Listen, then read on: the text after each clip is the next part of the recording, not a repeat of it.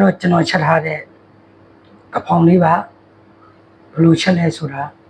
ပြင်တကြီး let's go လိုက်ကြည့်သွားစို့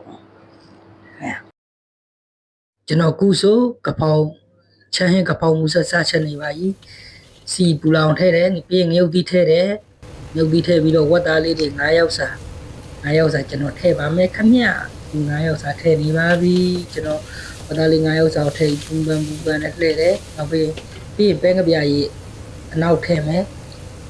ပဲငပြားကြီးအနောက်ကနည်းနည်းများသွားလို့လားပြီးဟင်းမွေရနည်းနည်းမဲသွားတယ်လို့ပဲဒါပေမဲ့မှုရဘာမှမဖြစ်ဘူးပြီးရင်ကျွန်တော်လှုပ်ထားတဲ့ဆော့ထည့်မယ်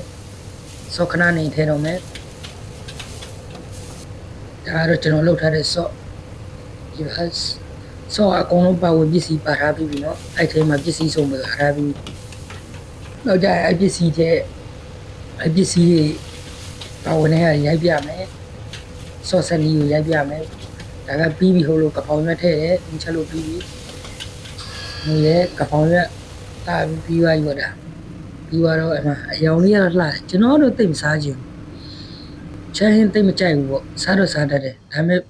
အရင်မာကြီးချက်တဲ့ထမင်းဟင်းပူစားလို့ကောင်းပူစားတယ်လေကိုဗမာထမင်းဟင်းပူကြိုက်တာပေါ့အားလုံးလိုက်ကြည့်ပေးလို့ကျေးဇူးတင်ပါတယ်အားလုံးဘိုင်ဘိုင်ပါ